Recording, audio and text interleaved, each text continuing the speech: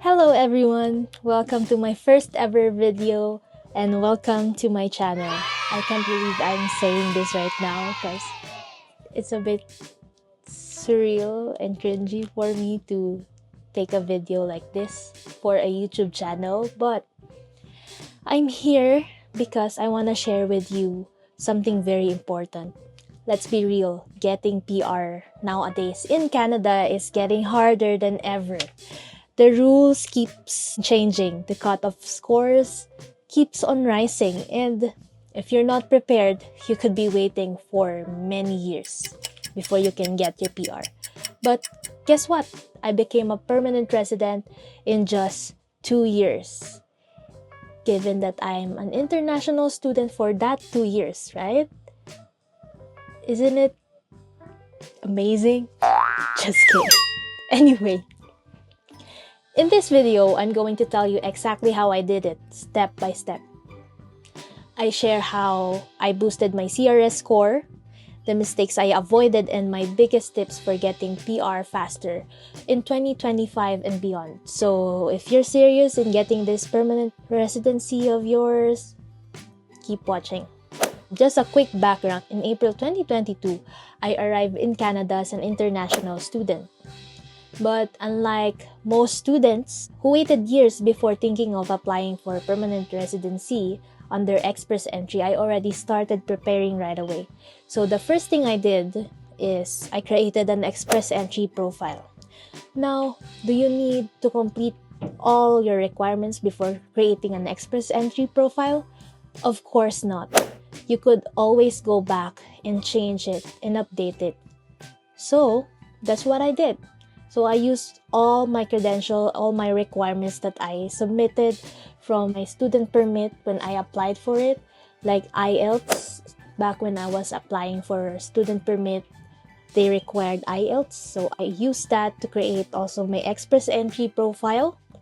I also have my academic credentials credited under WES or World Education Services, and I use that to include in my express entry profile program.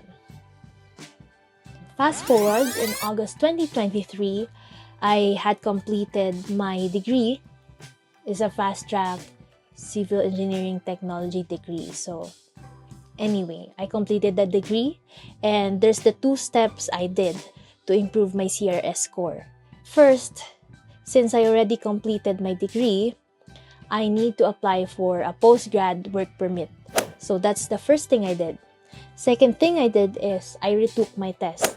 Like I mentioned, I used my previous language test to be able to enter in the express entry. Now don't let that expire without taking another language test to replace it, because your express entry profile will get deleted or they will remove it once your language test is already expired. So you need to retake the test before it gets expired. Okay, remember? Next, you should get your PGWP to be able to work in Canada. When you have a job offer, that will also help prove to the immigration that you are eligible for permanent residence. In my case, I applied under federal skilled workers, which require proof of funds.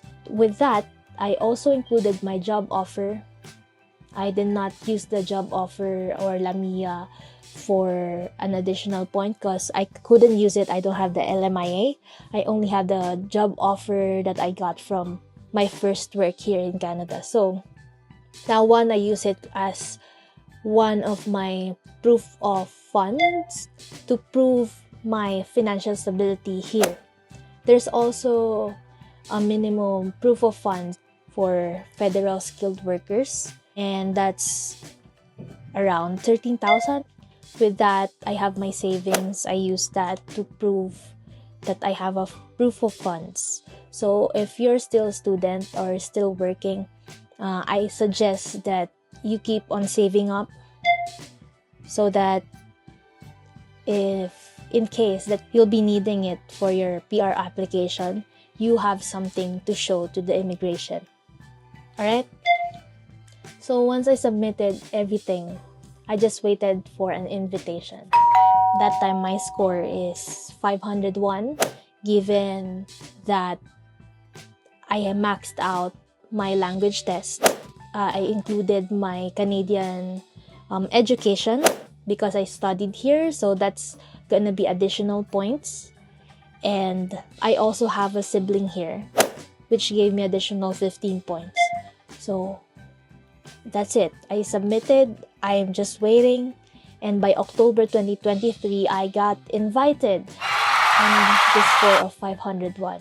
Take note, that's the minimum score. So that's where the age of your express entry profile comes in. As early as possible, you should be able to create your profile and don't let your language test expire. It will be very useful for the tie-breaking rule.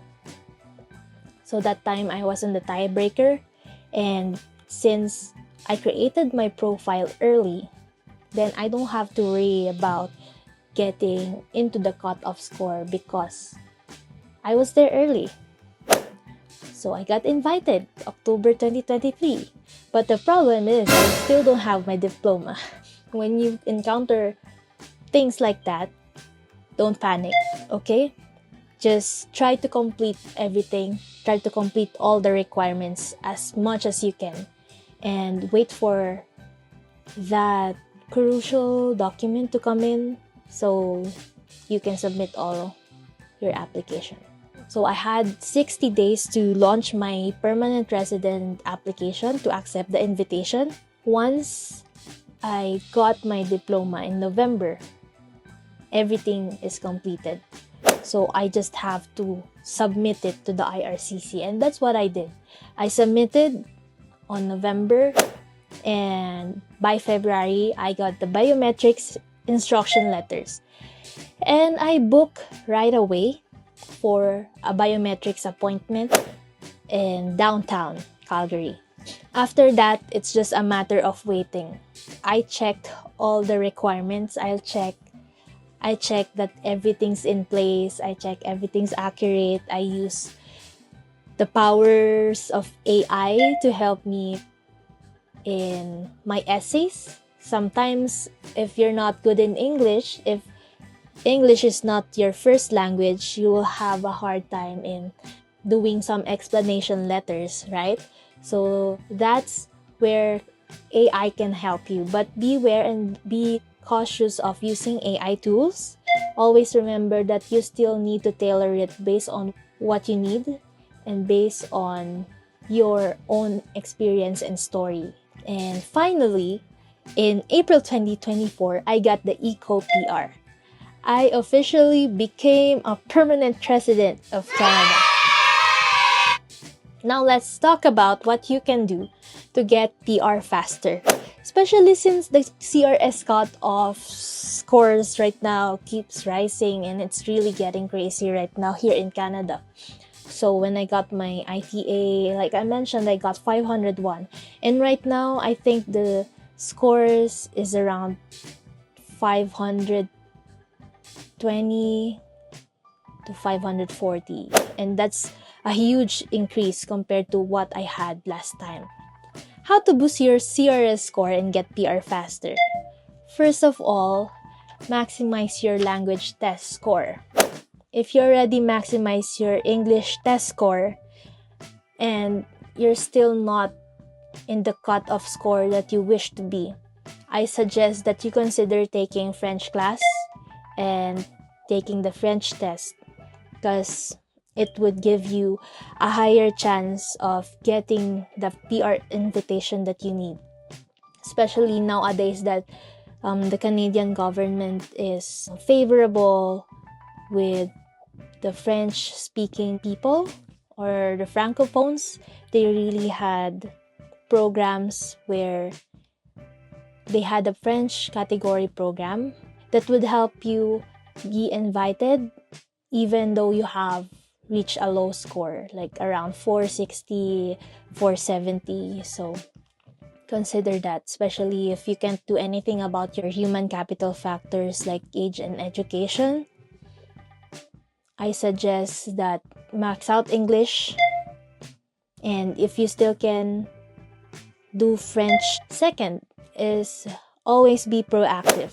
Whether you're doing your application DIY or you're hiring an immigration consultant, it's still important to be aligned with and be aware of your application.